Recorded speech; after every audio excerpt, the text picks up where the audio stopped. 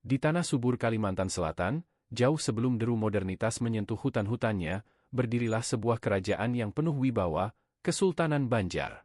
Di tengah gejolak politik dan intrik kekuasaan, lahirlah seorang tokoh yang kelak dikenang sebagai simbol perlawanan dan keberanian, Pangeran Antasari.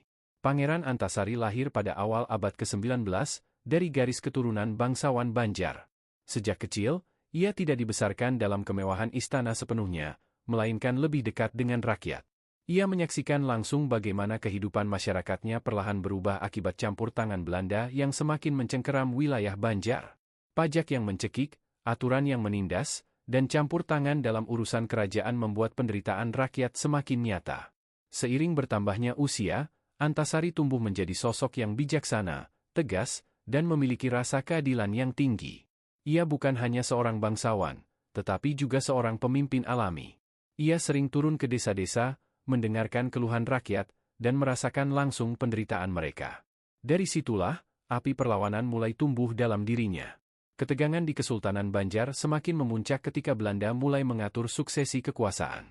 Mereka mendukung pihak-pihak tertentu yang dianggap menguntungkan bagi kepentingan kolonial. Hal ini menimbulkan konflik internal di dalam kerajaan. Banyak bangsawan yang terpecah, sebagian berpihak pada Belanda, sementara sebagian lainnya memilih untuk melawan.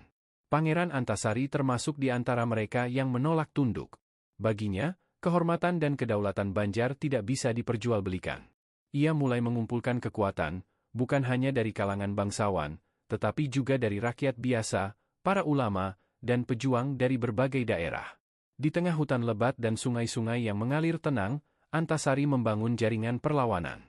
Ia tidak bergerak secara terbuka pada awalnya, melainkan dengan strategi yang hati-hati. Ia tahu bahwa kekuatan Belanda tidak bisa diremehkan.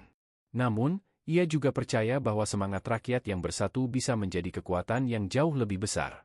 Suatu malam, di bawah cahaya bulan yang redup, Antasari mengumpulkan para pengikut setianya. Di sebuah perkampungan terpencil, mereka duduk melingkar, mendengarkan rencana besar yang akan mengubah sejarah. Dengan suara tenang namun penuh keyakinan, Antasari berbicara tentang kebebasan, tentang harga diri, dan tentang masa depan Banjar. Kita tidak melawan hanya untuk hari ini, katanya. Kita melawan untuk anak cucu kita, agar mereka tidak hidup dalam penjajahan. Kata-kata itu menggema di hati setiap orang yang hadir. Malam itu, sumpah setia diucapkan. Mereka siap berjuang, meski harus mengorbankan segalanya. Perlawanan pun mulai dirancang. Serangan-serangan kecil direncanakan untuk melemahkan posisi Belanda. Jalur logistik musuh dipelajari, dan medan hutan dijadikan sekutu. Antasari memahami bahwa perang ini bukan hanya tentang kekuatan fisik, tetapi juga tentang kecerdikan dan ketahanan. Di sisi lain, Belanda mulai mencium adanya gerakan perlawanan. Mereka memperketat pengawasan dan meningkatkan tekanan terhadap rakyat. Namun, tindakan itu justru semakin memperkuat tekad Antasari dan para pengikutnya. Babak baru dalam sejarah Banjar pun dimulai. Api perlawanan yang kecil kini mulai membesar, siap membakar ketidakadilan yang telah lama mengakar. Api perlawanan yang telah dinyalakan oleh Pangeran Antasari kini mulai menjalar ke seluruh penjuru tanah Banjar. Dari desa ke desa, dari tepian sungai hingga ke pedalaman hutan, kabar tentang bangkitnya perlawanan menyebar cepat. Rakyat yang selama ini hidup dalam tekanan mulai menemukan harapan baru. Pangeran Antasari tidak lagi bergerak dalam bayang-bayang. Ia mulai memimpin serangan-serangan terbuka terhadap pos-pos Belanda. Dengan strategi gerilya yang cermat, pasukannya menyerang secara tiba-tiba lalu menghilang ke dalam hutan yang lebat. Medan alam Kalimantan yang sulit dijangkau menjadi keunggulan utama mereka. Di bawah komandonya, para pejuang Banjar menunjukkan keberanian luar biasa. Mereka tidak hanya berjuang dengan senjata, tetapi juga dengan keyakinan bahwa mereka mempertahankan tanah air dan kehormatan. Para ulama turut memberikan semangat, menjadikan perjuangan ini tidak hanya sebagai perang fisik, tetapi juga perjuangan moral dan spiritual. Salah satu serangan pertama yang mengguncang Belanda terjadi di sebuah benteng kecil di tepi sungai. Pasukan Antasari bergerak di malam hari, memanfaatkan gelap sebagai pelindung. Dengan koordinasi yang rapi, mereka mengepung benteng tersebut dari berbagai arah. Ketika fajar mulai menyingsing, serangan dilancarkan.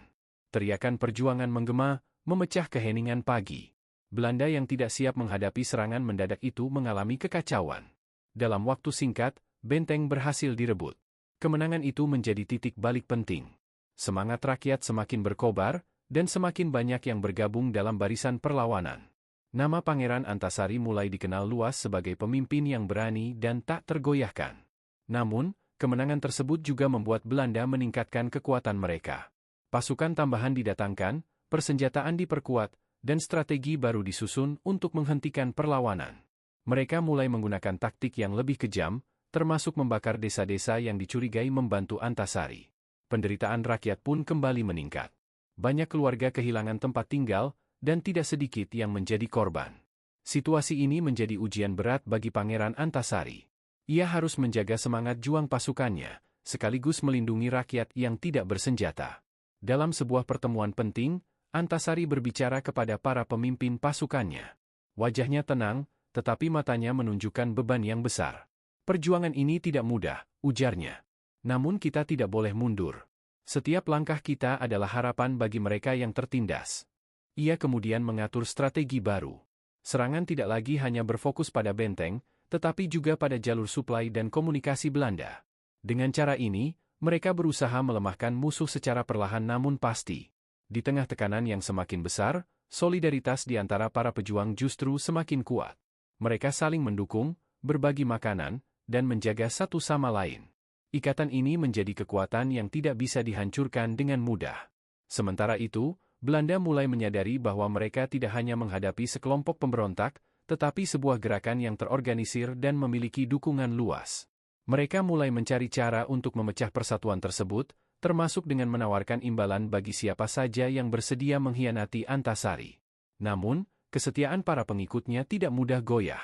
Bagi mereka, Pangeran Antasari bukan hanya seorang pemimpin, tetapi simbol harapan dan perjuangan. Hari demi hari, konflik semakin meluas. Hutan-hutan Kalimantan menjadi saksi bisu pertempuran yang tak terhitung jumlahnya. Suara tembakan, dentingan senjata, dan teriakan perjuangan menjadi bagian dari kehidupan sehari-hari. Di tengah semua itu, Pangeran Antasari tetap berdiri teguh. Ia tahu bahwa jalan yang dipilihnya penuh risiko, tetapi ia juga yakin bahwa kebebasan tidak akan datang tanpa pengorbanan.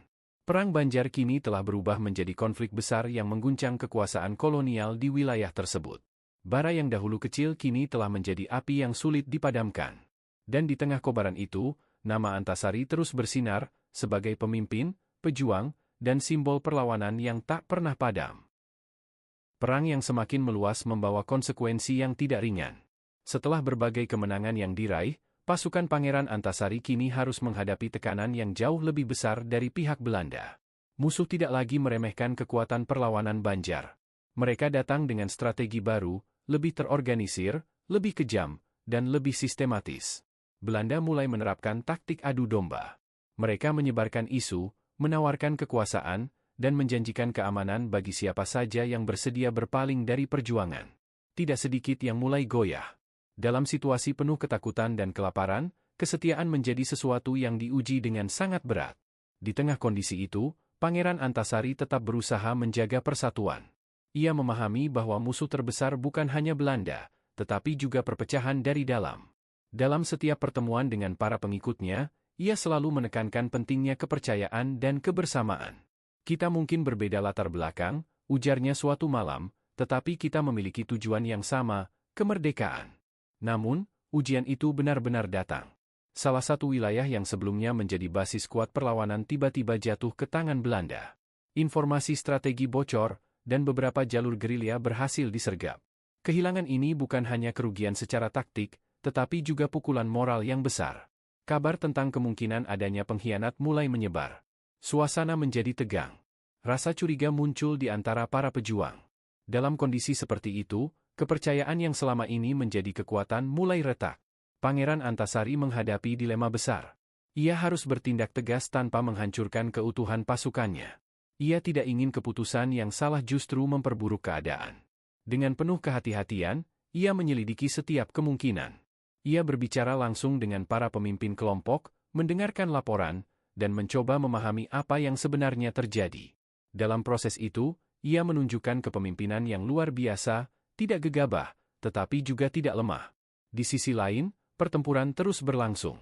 Belanda semakin agresif, menyerang desa-desa yang diduga menjadi tempat persembunyian pasukan Antasari. Banyak rakyat yang terpaksa mengungsi ke dalam hutan. Kehidupan menjadi semakin sulit. Di tengah penderitaan itu, muncul kisah-kisah pengorbanan yang mengharukan. Seorang ibu yang rela memberikan makanan terakhirnya kepada para pejuang. Seorang pemuda yang tetap bertahan meski terluka. Dan para ulama yang terus memberikan semangat, mengingatkan bahwa perjuangan ini adalah jalan yang mulia. Salah satu momen paling berat terjadi ketika salah satu pemimpin kepercayaan Antasari gugur dalam pertempuran. Ia adalah sosok yang sangat setia dan telah berjuang sejak awal. Kehilangannya meninggalkan duka yang mendalam. Di tengah suasana berkabung, Antasari berdiri di hadapan pasukannya. Wajahnya menunjukkan kesedihan, tetapi suaranya tetap kuat. "Kita kehilangan seorang saudara," katanya. "Namun perjuangannya tidak akan sia-sia. Selama kita terus berdiri, semangatnya akan tetap hidup." Kata-kata itu kembali menguatkan hati para pejuang. Mereka menyadari bahwa perjuangan ini bukan hanya tentang kemenangan atau kekalahan, tetapi tentang menjaga harapan tetap hidup. Seiring waktu, Antasari berhasil memulihkan kepercayaan di antara pasukannya. Ia memperkuat komunikasi, memperjelas strategi, dan memastikan bahwa setiap orang memahami perannya. Ia juga semakin berhati-hati dalam merencanakan setiap langkah. Perlawanan kini memasuki fase yang lebih matang. Tidak lagi sekadar serangan spontan, tetapi gerakan yang terstruktur dan penuh perhitungan. Meski tekanan semakin besar, semangat juang tidak padam. Di balik semua itu, Pangeran Antasari semakin ditempa oleh keadaan. Ia bukan hanya seorang pemimpin perang, tetapi juga simbol keteguhan di tengah badai. Ia belajar bahwa kemenangan sejati bukan hanya mengalahkan musuh, tetapi juga menjaga persatuan dan keyakinan. Perjalanan masih panjang, dan tantangan ke depan akan semakin berat. Namun satu hal tetap pasti, selama api perjuangan masih menyala di hati rakyat Banjar, harapan tidak akan pernah benar-benar hilang. Perang Banjar telah mencapai titik yang menentukan. Bertahun-tahun perlawanan yang dipimpin oleh Pangeran Antasari telah mengguncang kekuasaan kolonial Belanda di Kalimantan Selatan. Namun, perjuangan panjang itu juga membawa kelelahan, kehilangan, dan pengorbanan yang tak terhitung jumlahnya. Di tengah tekanan yang semakin besar, kondisi Pangeran Antasari mulai menurun. Tubuhnya yang selama ini kuat kini mulai melemah akibat kelelahan dan penyakit. Meski demikian, semangatnya tetap menyala. Ia masih memimpin, masih memberi arahan, dan masih menjadi sumber kekuatan bagi para pengikutnya. Pasukan Belanda, yang tidak berhasil memadamkan perlawanan dengan kekuatan militer semata, kini semakin gencar melakukan pengejaran. Mereka berusaha menghancurkan pusat-pusat perlawanan dan menangkap Antasari.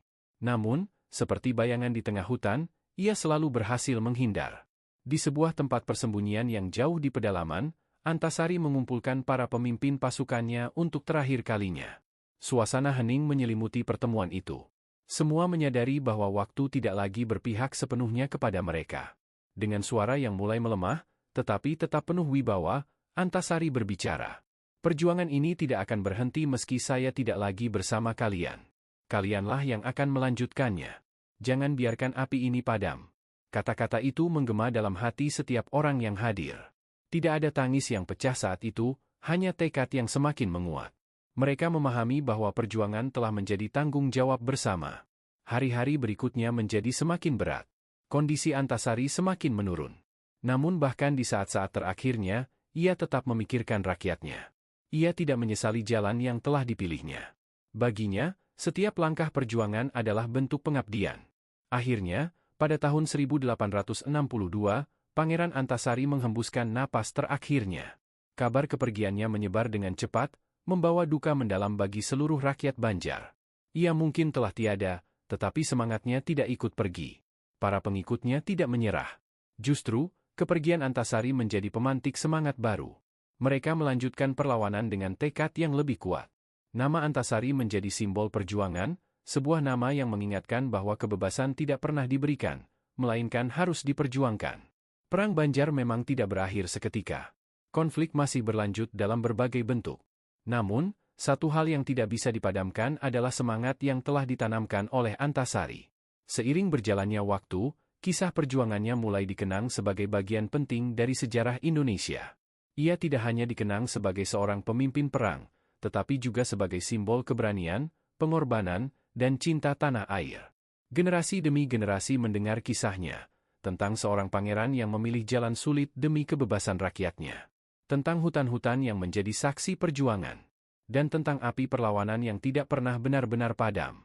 Kini, Nama Pangeran Antasari terukir sebagai salah satu pahlawan nasional Indonesia. Warisannya bukan hanya kemenangan atau kekalahan dalam perang, tetapi nilai-nilai yang ia tinggalkan, keberanian, persatuan, dan keteguhan hati.